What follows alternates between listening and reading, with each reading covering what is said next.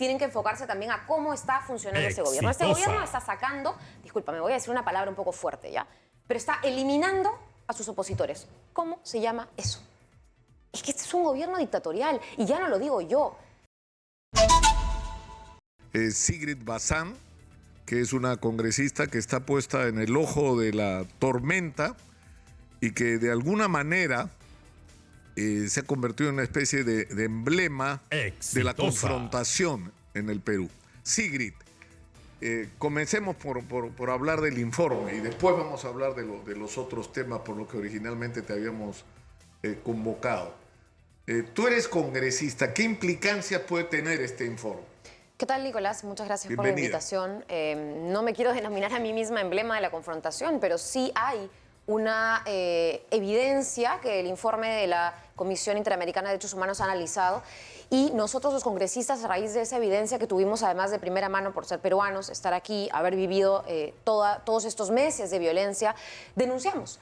Hay una denuncia que yo interpongo contra la presidenta, el señor Otárola y otros exministros por el tema de las muertes, de la violencia desmedida, del uso de la fuerza desproporcionada. Y es una denuncia constitucional que ya está en la Subcomisión de Acusaciones Constitucionales, que se puso en agenda en la sesión pasada.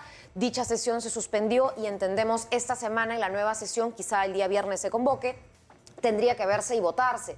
En segundo lugar, hay una denuncia penal que también ha interpuesto la congresista Luque, precisamente por estos mismos hechos. Entonces sí sentimos que desde el Congreso de la República hay una necesidad de abordar el tema. Se creó una comisión que investigue los presuntos violaciones a los derechos humanos durante estos meses, desde el 7 de diciembre, y hasta ahora esa comisión no sesiona por falta de voluntad de otras bancadas que no quieren ponerse a trabajar. Pero no ocurre otra vez que el Congreso de la República se sobrepone con investigaciones que ya están en marcha en el Ministerio Público. Yo a veces no le encuentro sentido.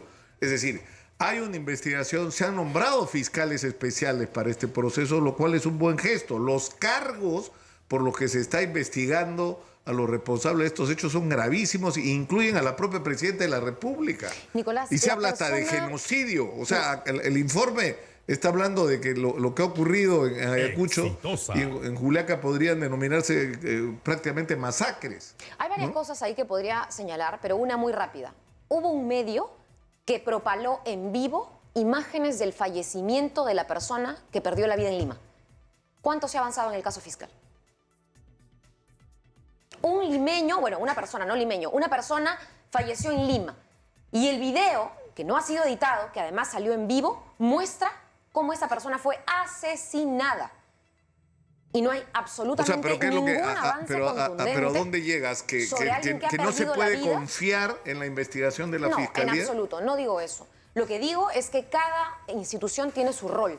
La Fiscalía tiene que investigar, pero por supuesto, también hace su papel las organizaciones no gubernamentales, es decir, las organizaciones de la sociedad civil como Amnistía Internacional, también tienen un papel la Comisión Interamericana de Derechos y también tiene un papel el Congreso. Eso es de lo que yo puedo hablar, no de las otras instituciones. Como congresista, el Congreso vela porque se respete la Constitución y hay una subcomisión de acusaciones constitucionales, y si la Constitución dice que la vida es un derecho constitucional, el Congreso tiene que evaluar quiénes están atentando contra ese principio. Hasta ahí llega nuestro papel.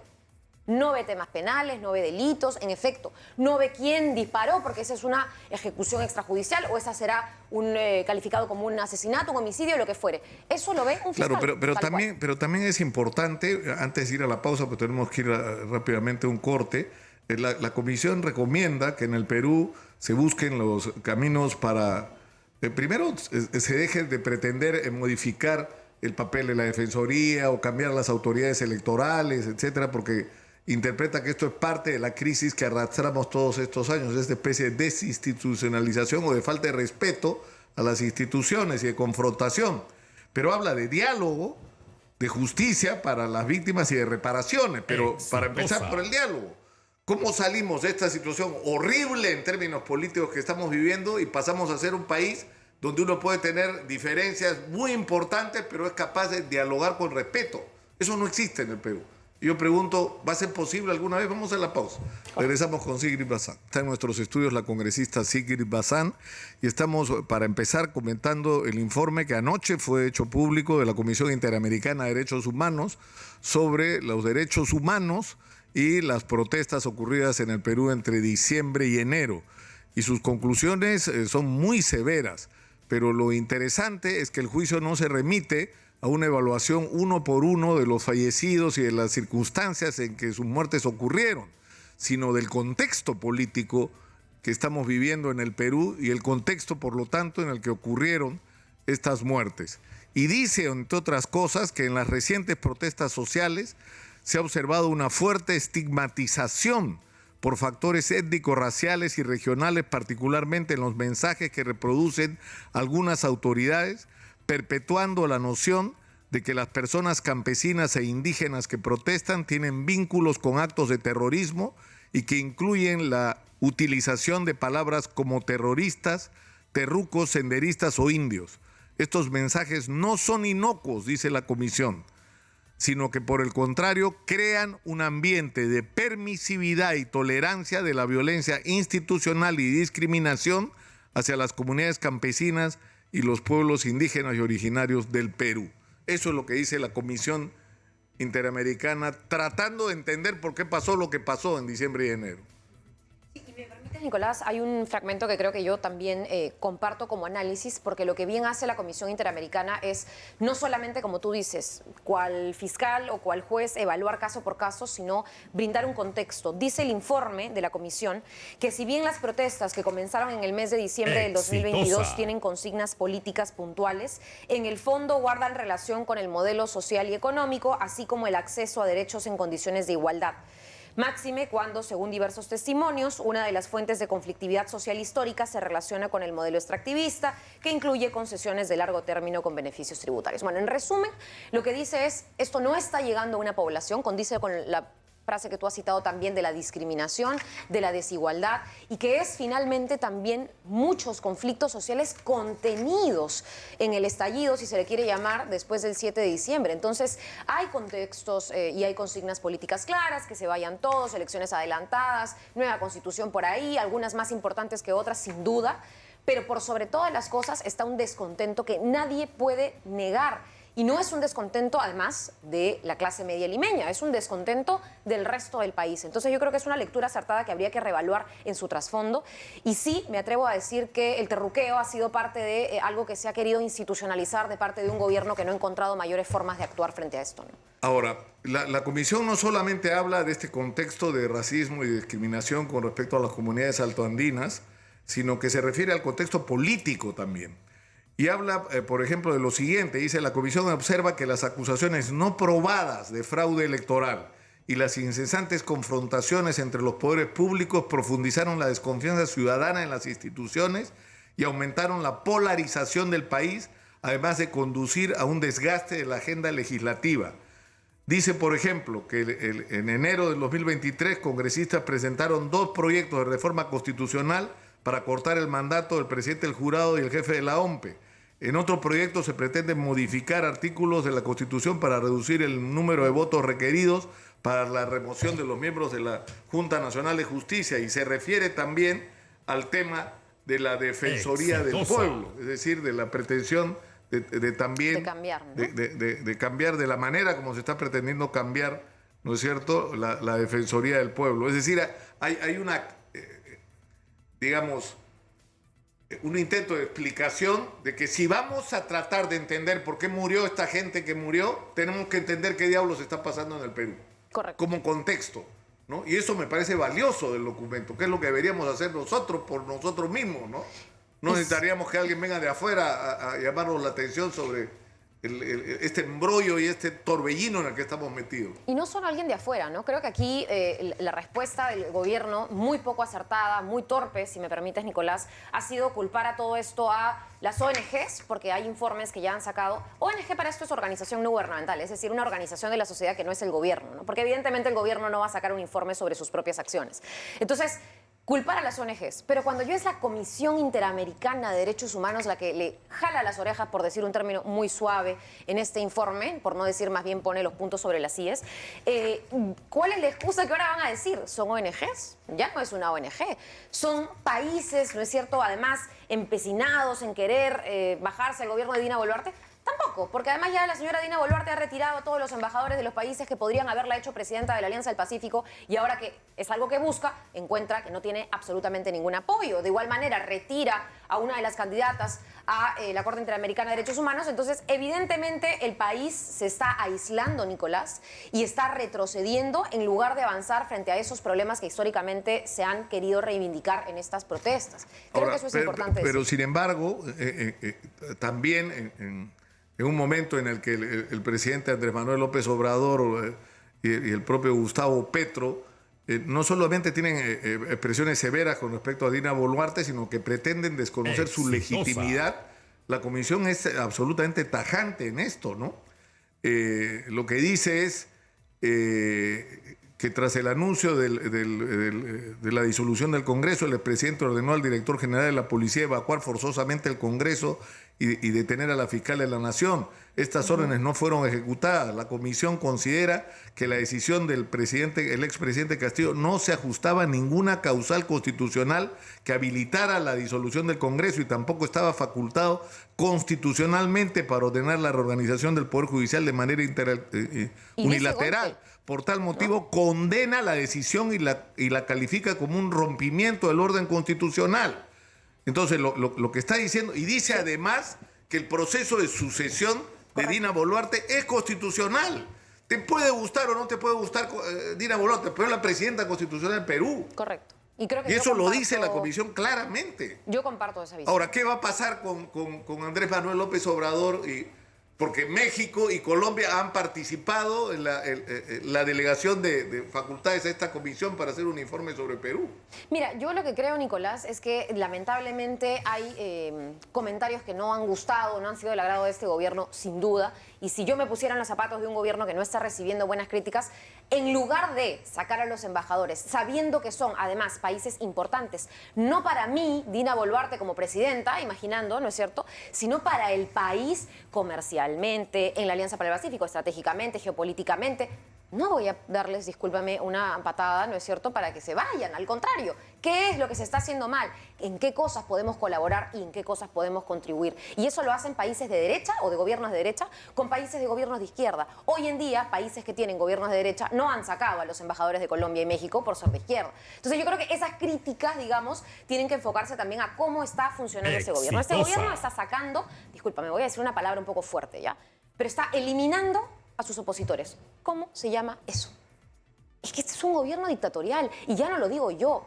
Ha pasado y ha tenido que pasar meses para que los colegas, discúlpame, yo soy politóloga, de la ciencia política, los licenciados en esta materia, comiencen a decir, sí, pues ya estamos transicionando, ¿no? De manera muy tibia, algo que de repente desde el poder político se siente distinto, pero estamos en un régimen autoritario, camino a una dictadura, y yo creo que hay que decirlo con todas sus letras, porque aquí, cuando se trata de eliminar a los que no les gusta lo que el gobierno peruano hace, y claro, le llamarás falta de respeto, le llamarás una opinión que no comparte, pero los botas de tu país, los mandas a asesinar. Esas responsabilidades, lamentablemente, no podemos hacer la vista gorda, ¿no?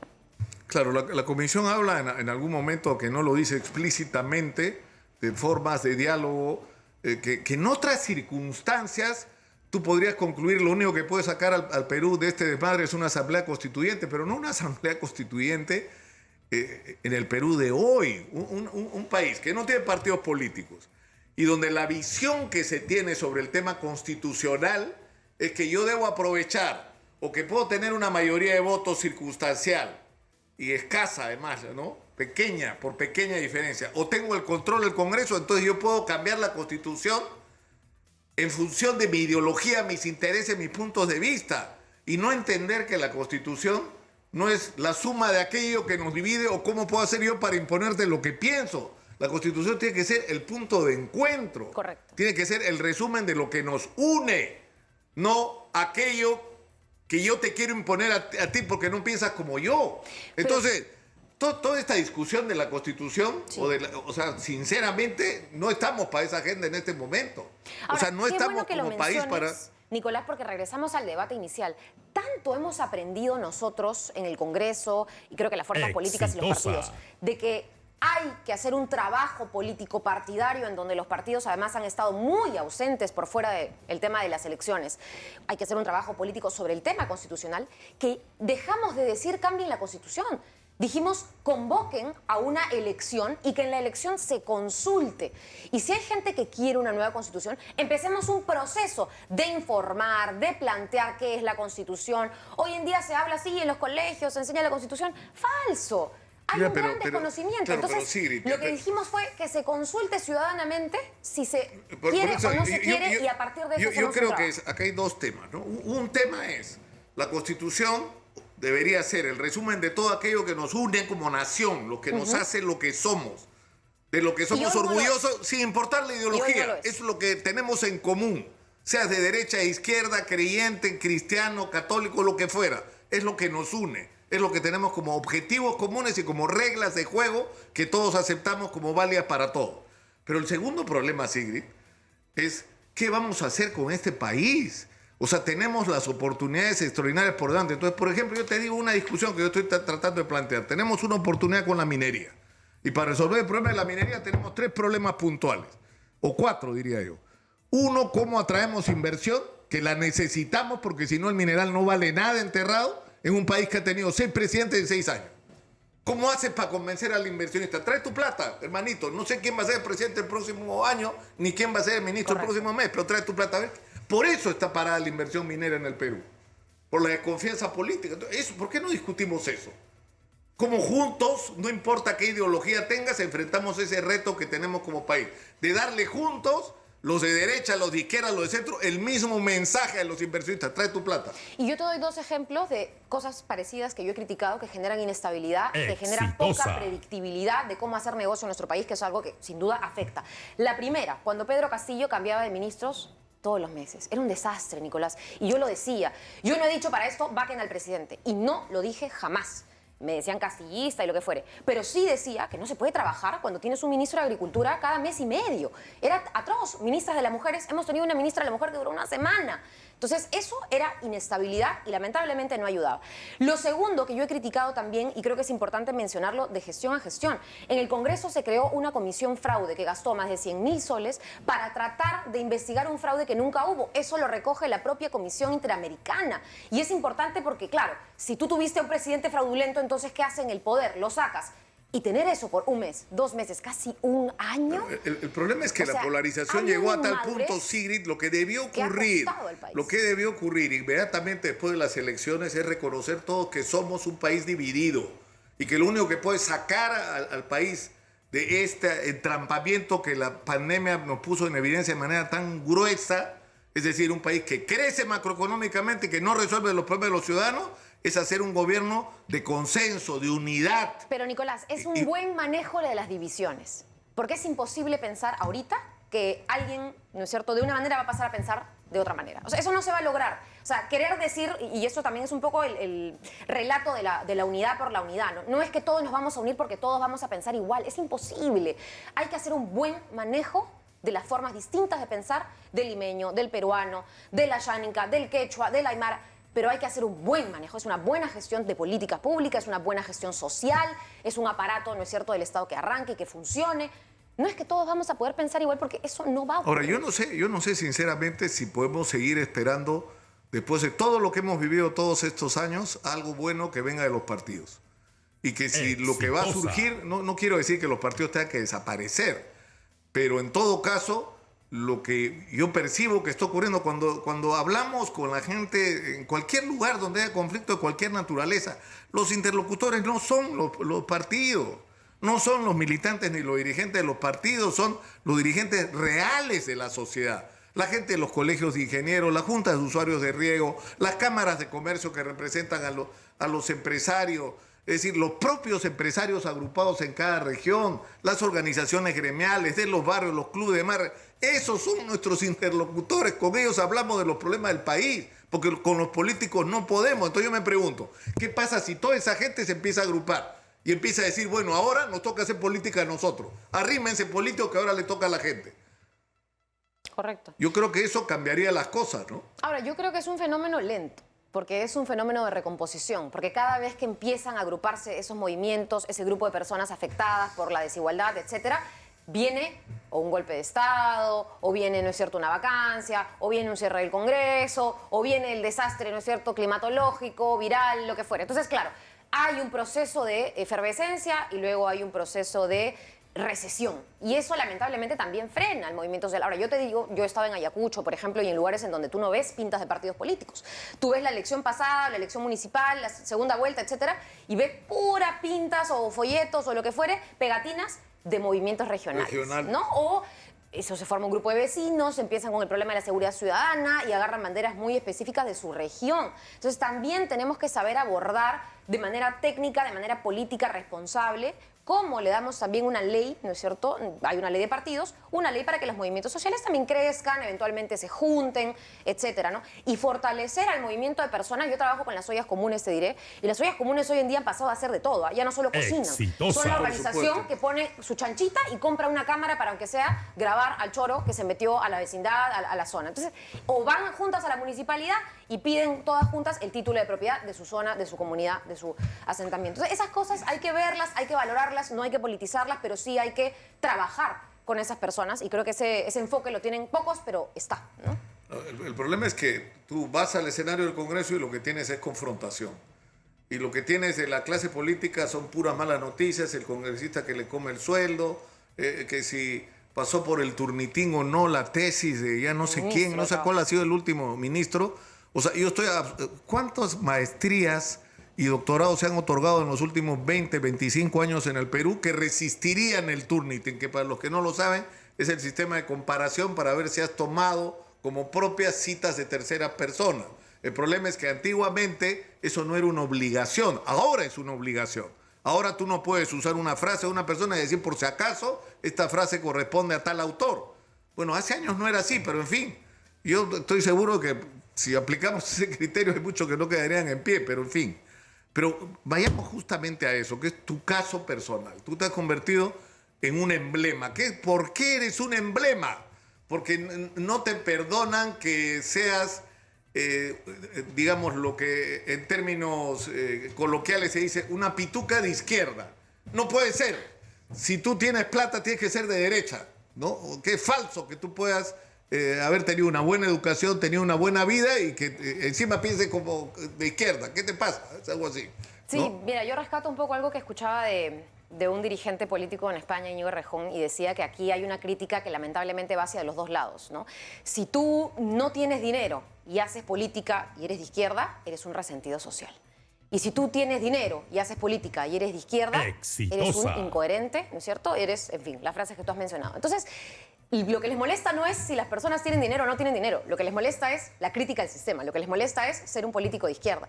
Y creo que en mi caso en particular, yo estoy dispuesta, Nicolás, y yo voy a decir algo que a mí me hace muy tranquila, que el caso que ha sacado un medio de comunicación semana tras semana tras semana, hoy lo ve a la Fiscalía. De hecho, ya lo vio la Fiscalía y lo archivó, ¿correcto? Y ahora la Procuraduría... ¿Este mismo caso? Este mismo caso, es el mismo.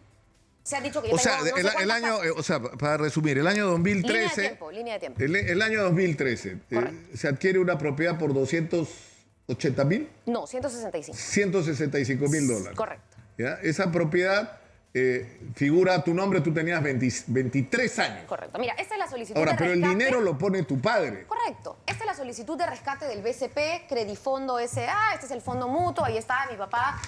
Abajito hay una letra bien chiquita, ahí, lo que pasa es que la copia, a ver si te permite leer, ¿correcto? En este se ve mejor, Nicolás, y te voy a alcanzar ese segundo documento. Ese rescate es por el total de los fondos del señor. Yo la verdad tampoco quiero exponer más a mi familia, ya hay un medio de comunicación que ha llegado a un límite que yo llamo públicamente acoso, pero más allá de eso a mí me tranquiliza mucho que esté la Fiscalía detrás, porque ya no hay ningún medio, ningún periodista que esté ensañándose. Este es el traspase. Acá ves ahí el beneficiario y la beneficiada, ¿no es cierto? Ahí ves quién solicita el rescate y a quién se lo da, que soy yo. Ahora, eso ocurre en el 2013. Yo no estoy diciendo, Nicolás, ni voy a decir Hay un en mi cheque vida. de gerencia por $165.000. Correcto. Que el beneficiario es Sigrid Tesoro. La que viste y calza. Bazán Narro. Correcto.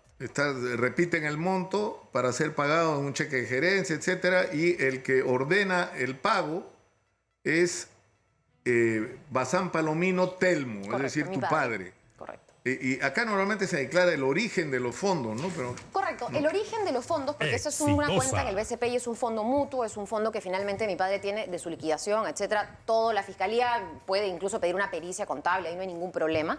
Pero creo que esto pasa... Porque lo que se ha dicho es que tú dijiste que era su AFP y que no es su AFP, que él no y cobró. yo me he corregido porque yo dije fondo de jubilación y dije jubilación porque yo tengo una propuesta del tema de jubilación y de la reforma del sistema de pensiones.